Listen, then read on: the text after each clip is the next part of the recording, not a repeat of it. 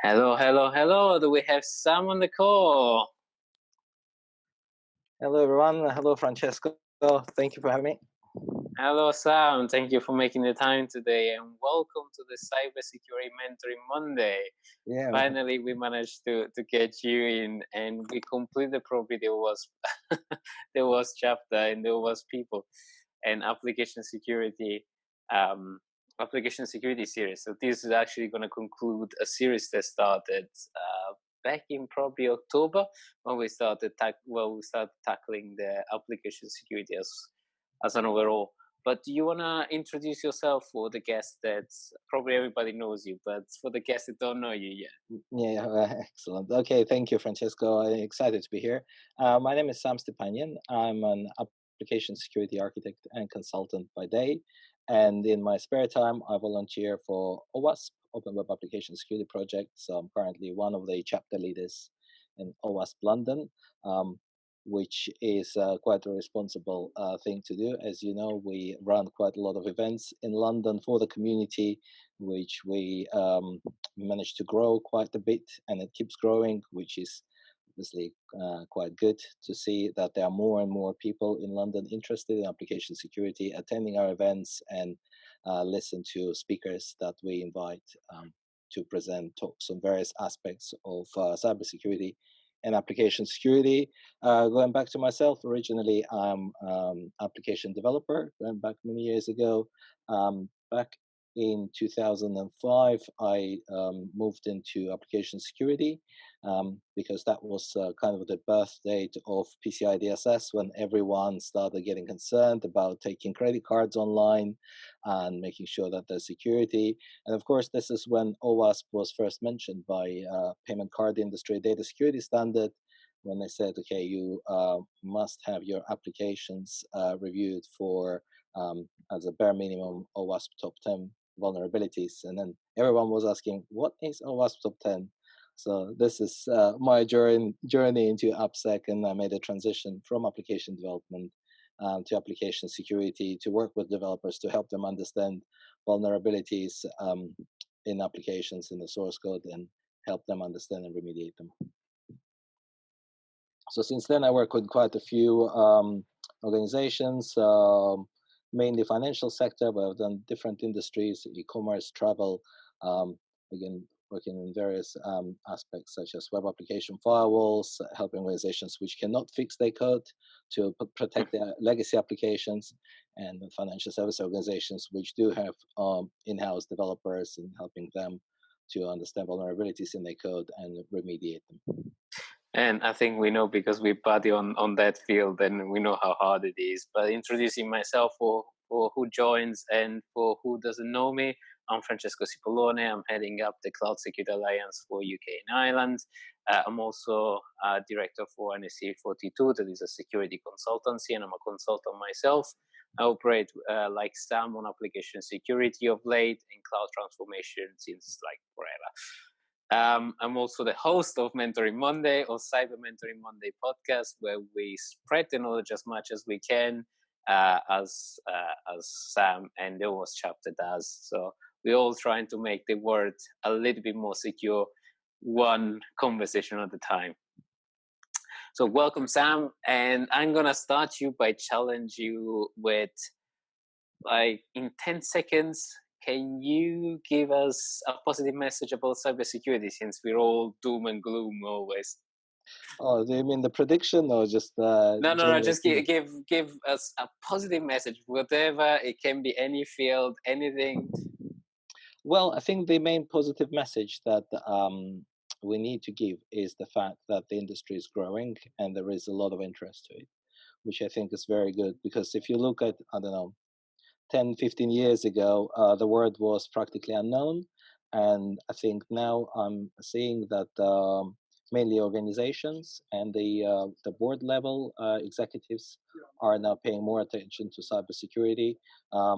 Even though, of course, we have some negative things like data breaches happening, I think generally speaking, the fact that people are aware of it, there are people looking at their personal security, at passwords. There is now, I think, a very good positive vibe in the industry with regards to cybersecurity. I think previously it was more about doom and gloom and fear, uncertainty, and doubt. There's a FUD, right, or FUD. There's a three-letter abbreviation, which I think is kind of negative thing. I think we need to look at cybersecurity as a positive thing, as an enabler, first of all. That's what I like the enabler. Really look at cybersecurity. No, it's a good message. It's a good and positive message, and I couldn't agree more. If I think probably around 2-3 years ago, application security wasn't a thing, wasn't discussed in the board. Now application security is coming more and more into place. We are kind of losing access to the infrastructure side. So the more we go towards the cloud, I see the more we're gonna just own data and applicate and code.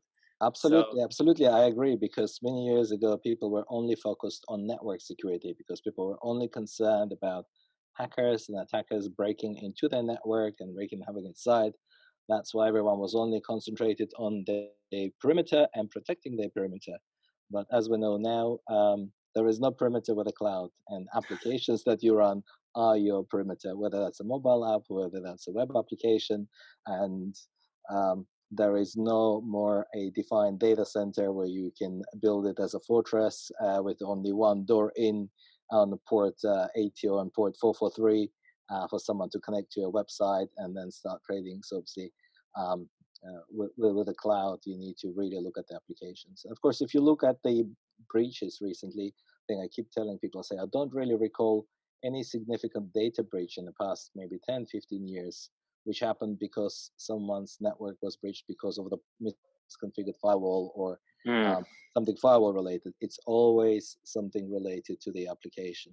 Really. So yeah, application has always been the big attack surface. I mean, if we can mention some of the breaches like Equifax or I don't know, British Airways, where they didn't they did a side channel attack on a library, or Equifax with Apache Strats, and those are probably the most famous or the most recent one. But as you say, it's, network is just a first step. But I cannot say that we just barely grasp the concept of network and everything is changing. Application security, I don't even start there. It's like security is grasping to get hold of a language, and then that language changes. I mean, if you look at all the new and modern language that came out, I mean, it's crazy. We barely managed to have time to even understand how to do secure something, and we move to the next language. Exactly, that's right. So you need to think about security in language independent terms, and as an architect, you really know how important that is. So this is really why OWASP was really created, to help everyone, help developers mainly, and help software architects to get an understanding, grasp of software security, and help them as a free and open source community driven initiative to make sure that people know where to look and where to find things. Because if let's say your organization and you're saying, okay, I need to code more securely and I need secure coding guidelines, where do I get them? Do they invent yourself, or do you look for someone who has already done it? So OWASP as a foundation, we already have secure coding guidelines. If you need and to it's open, and it's open source. If you want to understand how to test your applications for security, again, there's a community-driven standard available for that. If you want to verify your security of the applications, there's also standard available. Of course, we have OWASP Top 10, which is the most popular project, and we have hundreds and hundreds of free and open source tools as well, which are there to help the organizations to address specific problems when they're struggling to navigate, let's say, a commercial world of various vendors, and then trying to figure out which tool is the right one for them. So this is why I think OWASP is a great organization, because we are thousands of volunteers worldwide, which are really sacrificing our spare time to make the world more secure and to provide all this guidance, tools, books to the community to help everyone. And you did recently a contribution yourself with I think a plugin to NetAttacker. and a That's right. great Yes, presentation. with a Citrix vulnerability, which is actually quite a big thing in the past 2 months, right? So obviously, I think Everything went crazy for it. it hit the world, I think, on the 8th of January when public exploit was published. So quite serious thing, right? And obviously, all the organizations are scrambled to check. First of all, if they have any Citrix devices on their network, and secondly, they need to find out if they're vulnerable or not, and of course to apply the mitigation and the patches now out. And obviously, I did my bit because obviously I couldn't find any tool available to test it, and after reading the information CV. on the in the CV, I just wrote a new module for OWASP and Appsec, which is another free and open source tool available everyone to download and use. And yeah, I'm actually used it myself with some of the clients to help them find and mitigate their vulnerability. And you've been involved in well, aside from NetAttacker and a lot of other discussion. But tell us a little bit more. How did you get involved in NetAttacker? Because I really like how you grow into it from your presentation. Yeah, NetAttacker is indeed a very interesting story because obviously I'm an application security guy, right? So I'm not a network security guy. And I started with um, bloody hell, I don't remember the name anymore. But I started from ping sweep, and then traditional Nessus or traditional tool for exactly. for testing. So things like Nessus are available. But again, if people want to use Nessus, for example, right, and if they want to use the free version, you can only scan 16 IP addresses, which for modern networks is of course not enough. If you're a small, medium-sized organization, you only have 16 servers, then probably yes. Yeah. So of course this is one thing. And but I was never really into this side of scanning, really, because I was always into scanning application source code to find vulnerabilities there and not the network. And the story really is that I had nothing to do with OWASP and Appsec until December 2018, when the actual team of OWASP and Appsec project reached out to OWASP London Chapter Leaders, and they said, guys, look, we actually have a presentation at Black Hat Europe. And unfortunately, we cannot be there on time, but we don't want to lose our slot because we think our project needs to be presented. And we are OWASP. Can you guys substitute us and present the project? And yeah, Dr. How many days in advance? Yeah, it was like 2 days in advance, and we had to learn it. We had to learn it overnight. And yeah, after I figured out what that is, because I had no idea, because I looked at the page, I looked at the OWASP page for the project, I looked at the GitHub, and I'm like, I can't figure out what the hell is this thing? What is it doing? But only after conversation with NetAttacker project leaders guys, I said, oh my God, this is like the best thing since sliced bread to happen. And when we presented it, we had huge crowds of people gathering at Black Hat. I'm like, for OWASP project, I think is a massive win, because of course, Black Hat Arsenal is a special track at the Black Hat conferences where open source projects are being presented, but I just did not expect this kind of crowd. Such a crowd. Because everyone turned up, because I think the OWASP name itself, I think, was quite, I think, an important factor in the fact that so many people turned up. Those that then realized that the project is very useful. This is what it's actually very good for NetAttacker, because it is a very, very useful project. And as I mentioned before, one of the things that most organizations struggle with, for example, is asset discovery. You go to an organization and you say, okay, we want to protect our assets. It's like, okay, do you know every single web server, website, all your servers that you're running? And it's like, no, we don't. And not even to mention the application security, application software asset register. That's a completely different story. Enumeration of software is just a completely different story. But even basic, I agree with you. A lot of people struggle. That's right. And this is why I think quite a few people reached out to OWASP and said, okay, OWASP, you need to have, like, in your OWASP top 10 risks, you need to add like risk number 0, like what you need to start from is asset register, right? And how can you do it? And then now OWASP Attacker can do one of these simple things, because it can go and scan all your subdomains, all your IP ranges, and find every single service which is listening there, port 80, port 443, or whichever port, and produce you, give you a nice actionable report, which is machine readable and machine consumable. So it's not just a PDF report which you can go and print and say, well, what do I do with this? It's actually actionable, machine readable JSON format that you can then import into something else and work with it. And I just did that actually after your presentation. I just started deploying NetHacker and integrating in the Security Phoenix database that we were building in view of our client. So exactly. It's free Even and easy simple tool. things, right? For Citrix, Francesco mentioned now with Citrix vulnerability, since I've added the module, now because the module goes out and checks and probes for Citrix devices, even if you don't have vulnerability, it will find them. You can still list them. Exactly. And this is what's really good. And of course, the other thing, right? So we talk a lot about passwords, right? I know you are very passionate about multi-factor authentication. Yes. Right. But how many people in their network, they will still have devices which with default credentials, the boxes, or SMB username or and password like being admin. I think almost every day we hear about data breaches or some IoT devices which have default passwords, or I hear about firewalls and corporate environment which had default passwords. And I think quite a few very big vendors actually have Cisco, I this think, and problem. Linksys. Cisco, Linksys, Fortinet just recently, I think they keep fixing, keep patching, trying to remove default credentials. Yeah. And again, how do you test your network if you have anything with default credentials, right? OWASP was a great tool.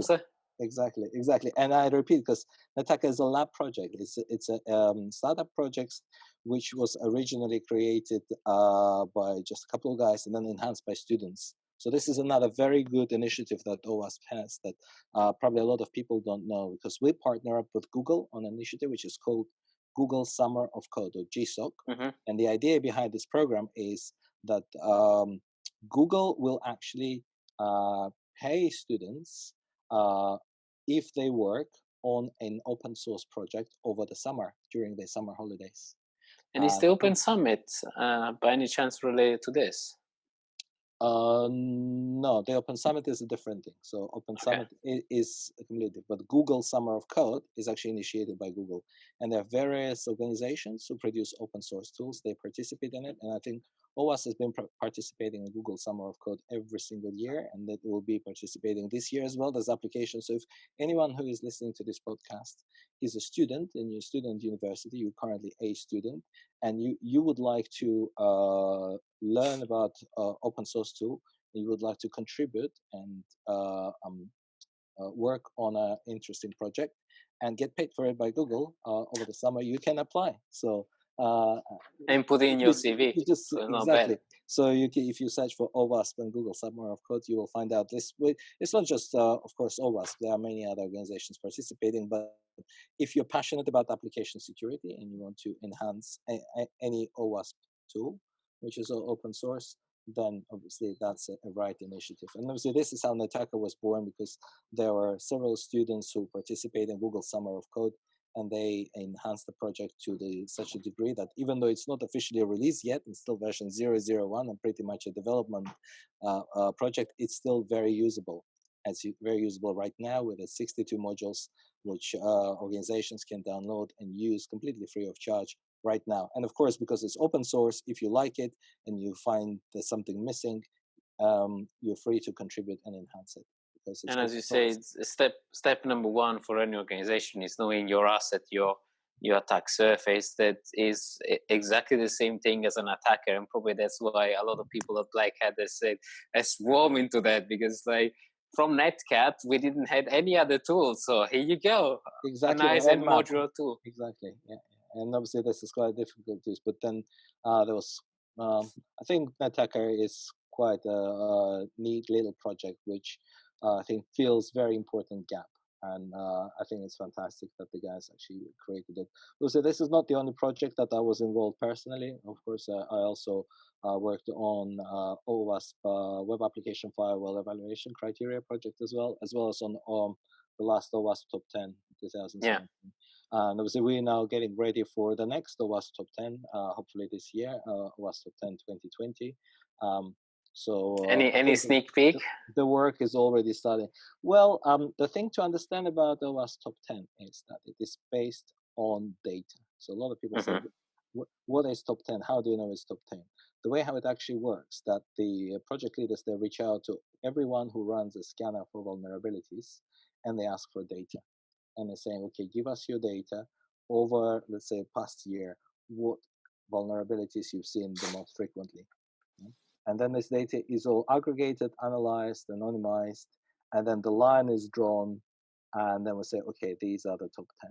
And we see these changes, not quite significant, because there's no, if you look even at OWASP top 10 from 15 years ago, the main vulnerabilities are still there, right? What we buffer call overflow, anyone? What we call OWASP top 2 and OWASP top 3, and things like buffer overflows, SQL injection, cross-site scripting, right? These are the vulnerabilities that a lot of people know about it, but they still happen, and they're still on top, unfortunately.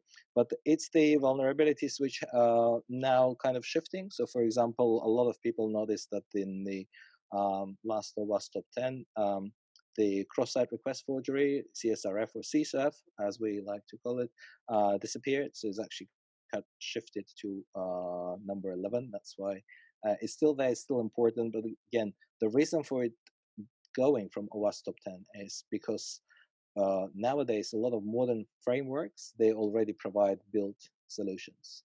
So of course the application development is changing, is evolving, and there are now less and less applications being developed from scratch, and more applications which are developed inside a framework which already provide a kind of solution. For example, I know .NET, or if you look at any particular language, there will be a specific framework which already works to provide some degree of security, and some of them, they already cover CSRF. However, also there is a change in browsers, so we need to remember that web applications and mobile applications, they access using browsers, and there's now a shift in browser security as well. So from this year, as now Chrome is now enforcing another CSRF mitigation called same-site cookie, and this will actually affect quite a lot of web applications worldwide. Because they need to. It's been a recent change, right? Yeah, they shifted on that, and they took a hard stance, as Google always does. Exactly. But again, if we look, for example, at Francesco for some predictions or sneak peek, I kind of get a feeling that server-side request forgery or SSRF vulnerability will now probably make it into top 10. Again, this is just a speculation. We need to look at the data. And again, the reason for that is cloud security, as you know, because more and more cloud-related breaches happen because of the SSRF. Just the vulnerability where the server side is not properly protected, and server side applications are given unlimited access, which allows attackers to exploit it and get into your network from outside. So I think this is probably quite an important thing. It's still a lot of people don't understand how it works. So I urge everyone to actually check out on SSRF vulnerabilities. And of course, one good use case is to have a look at the Capital One breach, which actually one of the vulnerabilities exploited was SSRF. Yeah, no, and it's always good, and aside from the FUD and all the noise that happens in the first 2 or 3 weeks, there is also always a nice write-up of the incidents that is a good lesson learned. Struts was one. British Airways was another one that I was particularly passionate about, and everybody knows that I keep on mentioning these two. But as you say, Capital One is bit one more recent, where there was a lot of debate, there was a lot of drama going around, so it's quite famous as well. But as you said, if we dial it back and say, I want to start an application security something in my organization, where do I start? Right. So the application security program is probably what you mean about application security, something. I don't want to call it even a program, because then it's a big thing. I want to say I'm a small organization. I have little money. I want to start doing application security. So I think the first thing that you need to address is you need to actually talk to developers, because this is what they talk about shift left. There's a lot of people saying, okay, let's do application security. What do we need? Oh, right, let's protect the application just before it's being released into production or in production. Say, no, let's look at the root cause of application security issues, and that's development of the applications. So you need to work with developers, and you need to work and with them and educate them on application security issues. You need to train what we call security champions among developers. So um, of course, there is always this kind of I think a misconception that developers versus security, or us versus them. Yeah. It, Developers tries to get security out of their way, and security try to get developer out of their way, and there is that constant fight. But it's actually not a fight. We both trying to work for the benefit of the organization, and that's a big thing I keep on addressing in my security champion network and trainers. Exactly. So that's where I think we should be, because we need to collaborate, and security is really an enabler. So sometimes I do give this analogy with the cars and automobile industry. So until the car started getting security features such as seat belts and brakes and airbags, that actually allow the cars to move faster, right? So the same thing with security. So and also you educate the drivers as well, so how to drive securely. So this is exactly the same thing with application security. You educate your drivers, you educate your developers how to write the secure code, and of course the security features and scanning that needs to be introduced. It's all a part of the big problem. So what I would always start with developers and developer education, developer training, to make sure that the developers are aware of vulnerabilities, potential vulnerabilities, and they know how to remediate them.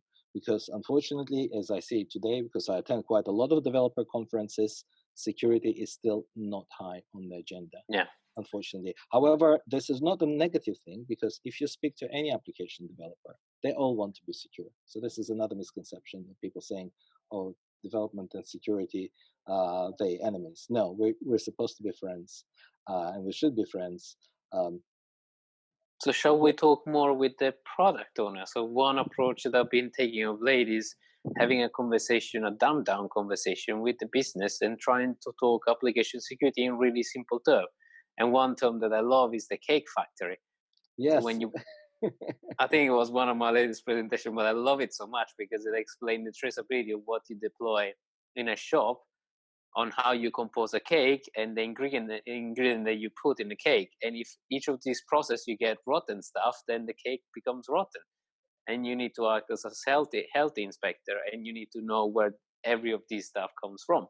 But it's really trying to have that conversation, I think, with the business, and trying to make it as simple as possible, that then give the product team and ultimately the developer the time to actually do what's right. Because every developer that I speak to is like, as you just said, we want to do what's right. We want to be secure, but we don't have time to actually secure everything. That's right. And they don't have the requirements, security requirements introduced to them by the product owners. So Francesco, I think he was right on that, because obviously one of the reasons why we have the problem with security of our applications is because the product owners do not produce security requirements. They say only functional requirements. It's okay, this product should do this, this, and this, and this, and you have to develop it and deliver it in the fastest time scales possible.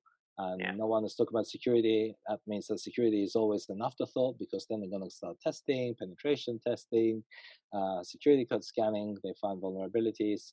And then, as you know, the cost of fixing vulnerability close to the production date is a magnitude times greater than if you try to address it at the beginning. Yeah, it's like to build a house and trying to fix the foundation once you build the house already. It's like probably going to be a crippled house, and you're only going to have time to fix a couple of foundation, and the application will be crippled instead of layering it on. Exactly. And I really like this analogy, because I always try to bring the analogy in architecture in real life with software. And unfortunately now with the whole sort of agile way of delivering software projects. And I can see that security is not really there because people are only focused on delivering user value, but without any thought given to the actual security. I couldn't agree more. And it's not much that is security is a holistic view of things, and is always a struggle when you see an element. And I always have this kind of debate with the community of developer, especially the one that push agile and smaller change and simpler change.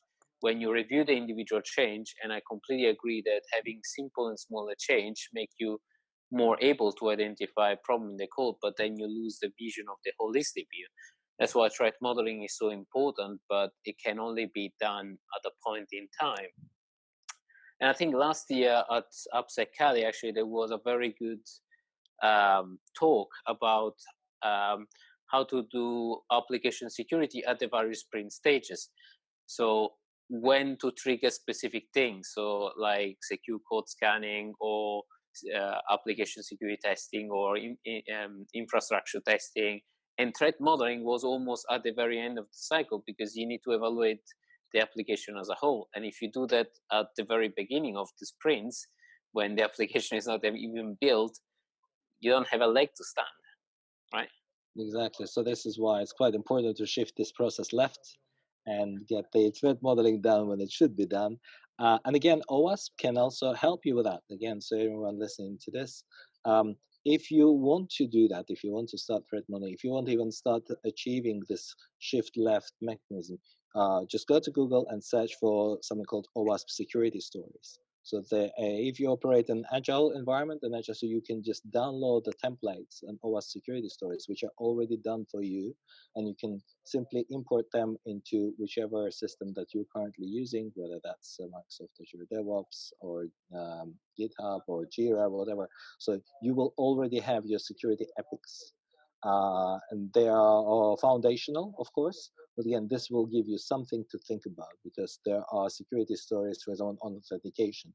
Because if you have to give you an example, a simple story to say, or a user should be able to log in with a username and password, and should have a feature to change the password and using, let's say, email as the username, our security stories will have a specific story around the security of it. So saying, okay, an attacker can use a database of leaked usernames and passwords or email addresses to passwords to run a password spraying attack on your login screen, which means To make you be able to make you think. impersonate the user. And obviously, until you give this story to a product team, to your development team, they will not think about that potential attack, because well, how do they know? There was no requirement for them to think about it. Right? Yeah, or it's not built in a normal. I mean, we are a little bit on a left side brain, or more analytic brain, or more paranoid brain, when we think everything is broken, and that's the value of threat modeling. So these actually stimulate the idea of threat modeling. Exactly. And this brings me back probably one key thing when I said, and this is a big discussion and argument that I have with Jim Manigan, when he said, okay, you do DevSecOps, hence you make pen tests disappear. And me and Jim actually both agree on this stuff, that pen tests has still a purpose. Threat modeling has still a purpose. Even if you scale at mass, you still have to validate the logic, validate the business logic, validate when you can break an application that normally security testing wouldn't test for those logic breaks, right? Exactly. I totally agree that when you approach security, you need to think about defense in depth approach. So you need to make sure that you secure all the layers, and there are controls that you should apply at every single layer. So as you rightly say, only penetration testing, or say dynamic application security testing, can find vulnerabilities which can only manifest themselves when application is running.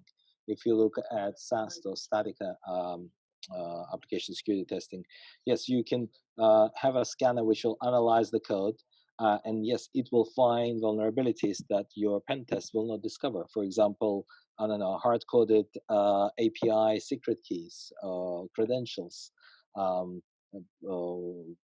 will also find some vulnerabilities that are probably lurking in the parts of the application which are out of scope of your penetration testers. So you should always combine. You can't say, oh, if I do pen test, I don't need to do SAST. If I do SAST, I don't need to do penetration testing. And say, oh, if I already ran penetration testing, I don't need to install WAF. And I'm like, that brings me that yeah, brings us. I don't need to teach my developers SAST. to code securely. This is the most Yeah. ridiculous thing. Someone say, oh yeah, I have all these controls. So it's like, I don't care if my developers write insecure code because, yeah, we have this. We're secure by default. We're secure because somebody tests and nobody Exactly. actually review the test. Exactly. So defensive in depth is one of the most important concepts. It's not cheap. A lot of people saying it's quite expensive to secure all the layers. But I think that's the right approach, because you cannot secure just one thing and then rely on it as a silver bullet, which will protect you from everything. But as you just said, there is a very cheap and easy way to start with OWASP, and considering SAM OWASP Open SAM is another great maturity matrix, a maturity model where I've used it quite extensively to evaluate team. ASVS is another great tool to actually have the list of requirement and going from top 10. As you say, an attacker is a good way to evaluate. Is there anything about code scanning? Dependency checker. Dependency checker, of course, another very, very important project, right? So a lot of people are now faced with that issue, especially in the cloud world, right? When you have lots of containers and people just stuff the application to containers without actually understanding what's in there and what sort of components and libraries they use, because vulnerability might not be in your own code. It might be in a third party or in open source library that your developers use. And again, this is still one of the number one issues. And again, going back to the same Equifax breach, Francesco, that you mentioned at the beginning of the podcast, this was one of the problems, because the vulnerability was not in the code written by internal developers. It was in the library. It was in the struts component, which where one of the vulnerability was discovered, and just it was not fixed in time. So again, for this, we have dependency check, and we have OWASP does have this tool which you can start using for free straight away. And it takes you so much further, because effectively you're doing threat modeling, you're doing requirement capturing, you have the use stories. Actually, on the use stories, in the chat, they've asked again where they can find all the use stories. The security stories. Yes. Yeah. I think that's good, because I think there are quite a few of them available. So there's one, because they will be under the main GitHub. So I will paste it in the chat in a moment. But there is a project available. Yeah, there's a user security stories. Yeah. So. But there are tons of flagship projects, and that's one thing that I think is one of my small critique that I always say whenever I go to speak or attend an OWASP conference, that we don't speak enough about the security, the OWASP project. That, I mean, I discover it day by day by chatting with people, and Twitter is a fantastic community where you can ask these things, or the local OWASP chapter where you have the leaders where you can ask things. But it's still, the communication is still in cybersecurity is a killer. We don't talk enough, and OWASP has done an amazing job of recent to actually republish everything in Git. Massive effort, all the website, all the project republishing Git. Amazing job. That was a really, really massive project, because of course OWASP was due a website relaunch for several years now, and I think it's the new site has been launched, and it's all based on GitHub, which is great, because that now it makes contribution very, very easy. Because previously people will go and say, okay, I found this information on OWASP website, which is a wiki format. How do I access it? How do I edit it? How do I contribute it? It was a very long and cumbersome project, cumbersome process, right? Now it's all very easy because everything's on GitHub. So first of all, collaboration-wise, we have a Slack. So if you want to start collaborate with OWASP, talk to us. You can just register. Just go to owaspslack.com and just enter your email address, and you will get an account to connect to our OWASP Slack, where we have hundreds of channels where you can talk to people. So of course, there's a main OWASP community channel where you can discuss all the community issues. We have mentors channel where you can ask for mentorship. We have bug bounty channels, so if you're into bug bounties, you can explore that You're as into well. money. Exactly, and there is a channel for every single project. So just yesterday, I had someone who started his own cross-site scripting cheat sheet and started publishing on Twitter, and they put it on GitHub. Oh, nice. And I replied and said, "Look, you've done an amazing job, but there is no visibility because it's your own personal GitHub, and for people finding it, they will find again hundreds of various cross-site scripting cheat sheets.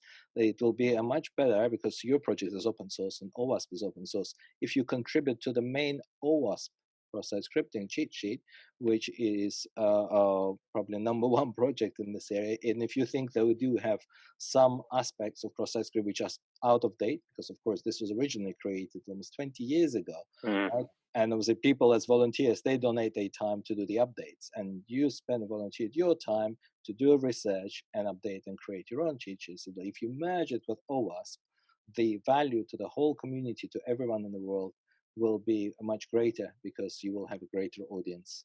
And of course, you have the reach, the outreach that is massive, and it's getting better and better. Exactly, and this is all very easy to do because you can just get it on OWASP Slack and then work on GitHub as well. So because every single project page, every single chapter information page now is on GitHub. If you need some suggestion, you can just go and create a pull request on GitHub. If you found some issue, again, you can create an issue on GitHub and someone will review it. Previously, when we had just a wiki website and just a Google form, where people would basically submit things and it would go to OWASP staff, which is of course was very overloaded. As you know, we are a charity and we only employ a handful of people. Everybody else is an unpaid volunteer. It was very difficult for them to process and structure that information, provide any help. So now it's all more manageable, easier, understandable. And I think as a result, I think we're going to see some great things moving forward. I think I've definitely seen a change, a drastic change, and a more acceleration in OWASP in the last 2 or 3 years rather than overall. So more project, more outreach, more people, more visibility, and it's not anymore just web based. It's everything based. Like as you just said, NetHacker is a completely network based, and then it moves into the application security space. So that's right. Yeah, of course, let's not forget about community. I think you mentioned the community, which is I think very important, and local chapters. Because there's one thing if you have, let's say, a project on GitHub and it's open source and it's documentation or it's a tool, or we have books, for example, it's a book. It's one thing. Completely different when you actually also provide the services to the community and you run meetups. So this is what OWASP does, because we have 200 chapters all around the world. So wherever you are, just go on Google, find out if there's a local OWASP chapter near you, because there's one in almost every single country in the world. And London has its own one. Yeah, of course. So obviously we have a chapter in London. In the UK, we have quite a few chapters. And I'm very pleased that only in the past year, we had several chapters. I think we had 4 new chapters opening up in various places in the UK. And I'm now speaking to some organizations to open even 2 more chapters as well, which is absolutely great, because that gives people who are local in a particular city, who are not particularly in London, not in capital, to have the local meetup group when they can meet together, when they can discuss issues about application security, and where they can, most importantly, listen to the talks provided by the experts. And network is the key. Very, very, very important thing, because as you know yourself, Francesco, networking is very important in application security. We actually, it's quite a small industry, but this is also very important to network, and also to network outside. So I always try to reach out to people in development, and I try to go to a lot of cloud native and cloud specific meetups, and also to the pure software development and software architecture conferences and meetups. And we're restarting our meetup after the AGM. So end of this year, we're gonna restart our own meetup. Fantastic, because this is sometimes can be quite disappointing. Because you go to, let's say, development meetups. There's lots of developments, and they're talking about some new and fantastic framework, let's say in JavaScript or whatever, and then I sit there and listen to all the talks, and not a single person mentions security. There are lots of questions at the Q&A session afterwards. Not a single person raises their hand and said, "Excuse me, what about security of this thing? How do you guarantee that this cannot be hacked?" Right? So, hello, good sir. Do you have 5 minutes to talk about security?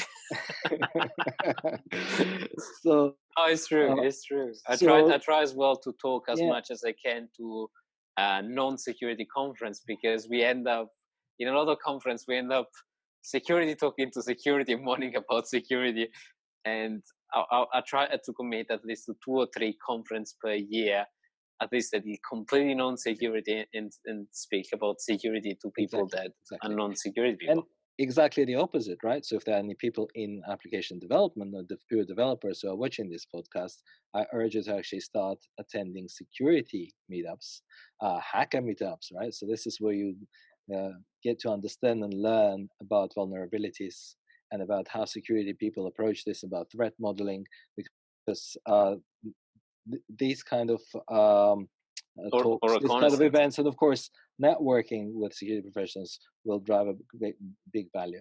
And of course, another very interesting aspect is about learning, right? So we run Capture the Flag tournaments at London. I was just about to mention. It's very, very important for software developers, because what is really bad is when any concept, whether that's security or a particular standard, being enforced on developers as a mandatory training, some computer-based training course, when you have to click through slides and then there's a quiz at the end.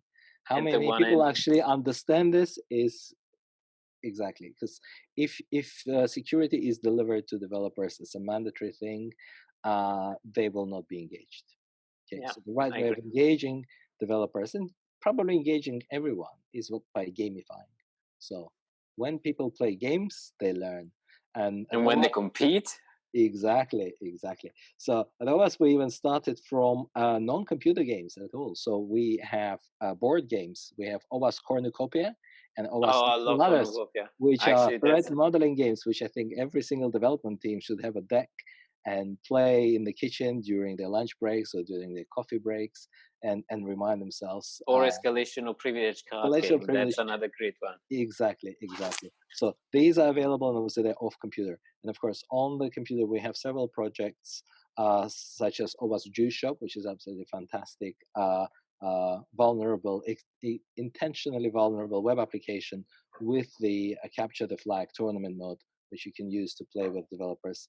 And of course, we have some others for like OWASP WebGoat and OWASP Security Shepherd, which can be used for running games within your teams. And it's real fun and easy to use. And again, it's free and open source, and you can just take it, clone it, fork it. You can add your own challenges if you want.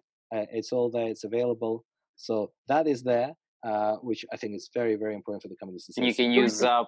You can use Zap to monitor all the network traffic. You can just embed. And moving back. But the thing about gamifying is that security doesn't have to be boring.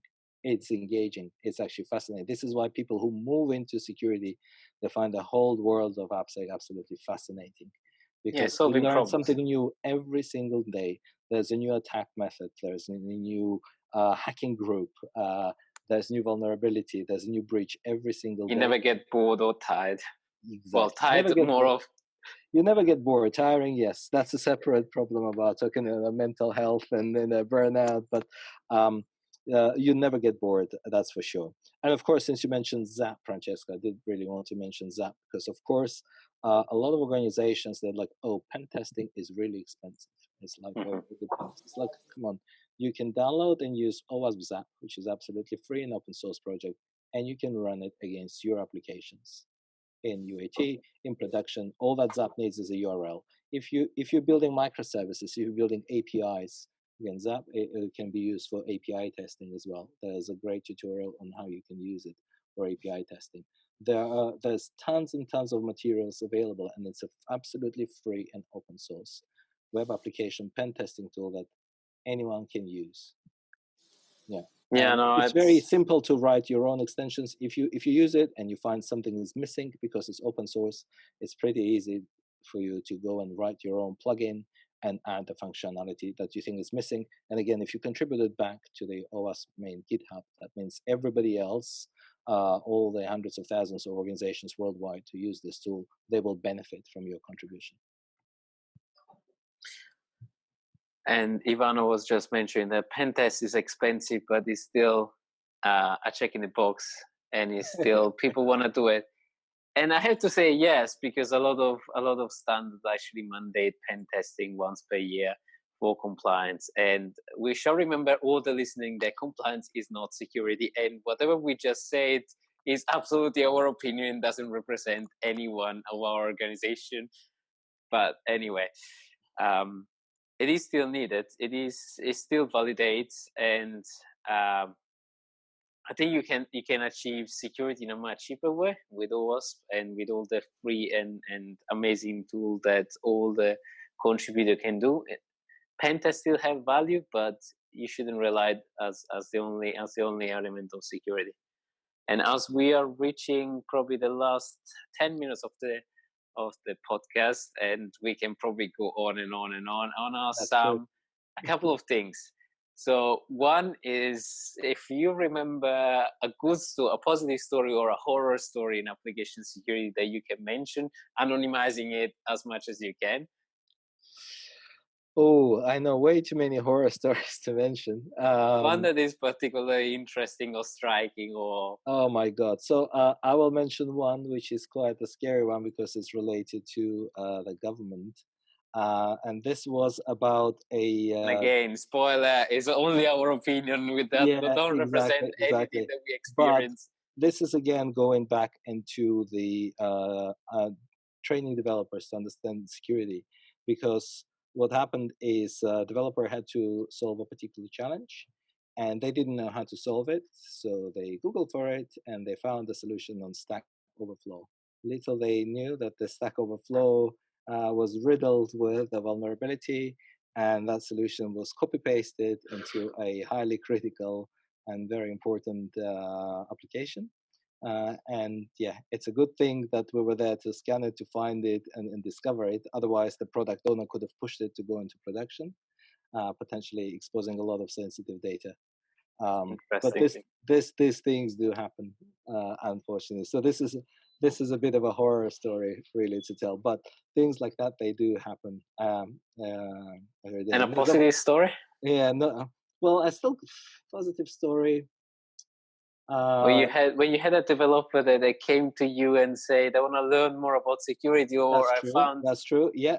Again, a great story with a developer who didn't really understand security, and they of course came through my team, where I scanned the code and found a few vulnerabilities, and I showed the vulnerabilities and said, "Oh, I would like to learn more about this. How do I learn this? I want to understand what the security vulnerabilities are."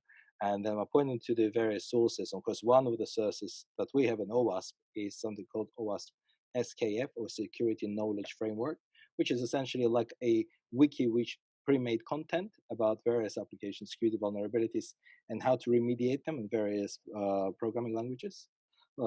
But this was just one of the resources. So after this developer learned this, he was so fascinated with security. He started participating in all the various CTF contests and gaming contests, and started winning, and then got into Bug Bounty. So, oh wow, as well. And yeah, obviously, to cut the long story short, that person's now become a security champion, which is working really, really well, because he's a team lead of several developers. So now it's it just fills my heart with warmth when I see that this guy had no idea about security, was fascinated by it, learned it, and now he's mentoring junior developers. That's amazing, and that's because he is a developer. Because I'm a security guy. It's trusted. The developers are always going to look at me and say, "Okay, there's some suspicion." The security, they're up to no good. But obviously, with a developer is one of them, and he's managing to engage them, play all our cornucopia and escalation of privilege card games with them during the lunch break. I think it's actually raising a very good, very positive culture, because this is at the end of the day what it's all about. It's all People. about culture and people. If you have a culture of caring about security, then you're in good hands.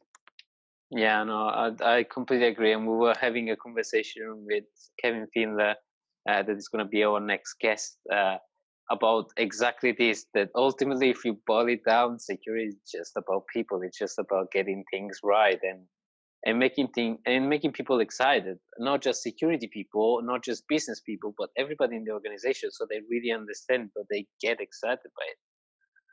We're running really short on time, and we can probably continue this conversation like forever. And I like, first of all, to thank Sam for all the stories and all our listeners on live and on the podcast afterwards. But I want to leave people with, well, first of all, a positive message. So we replay the positive message, or if you wanna give another positive message, and a forecast for the future. Go for it. So of course, the positive message is culture. So make sure that your culture includes a positive approach to application security. Speak to your developers, speak to your product owners, speak to all your stakeholders, and make sure that you introduce security and application security mainly as an enabler, not as a compliance tick box. I can see one of them screaming about compliance. Yeah, so the compliance is not security. It can help you to raise awareness that you need to do something if you're doing nothing, but first, compliance is not security. And of course, on the prediction side, of course, we're now seeing more and more shift into the cloud. So many people have a very strange misconception or myth that if you move application from on-premise into the cloud, it kind of automatically becomes secure. No, it's not. Yes, cloud providers do some degree of security, but there is a security model that you need to understand when you move the applications to the cloud, because the controls are different and the exposure of your application to potential vulnerabilities is different. If you don't understand that, it can very easily lead to a breach. So my prediction is that as you move into the cloud, you need to pay more and more attention to cloud security and understand that application security in the cloud. And the CCSK gives, for the Cloud Security Alliance, give a very good reference model of the shared responsibility model. So what are you responsible for? But anyway, Sam, thank you very much for coming here. And I'd like to thank everybody that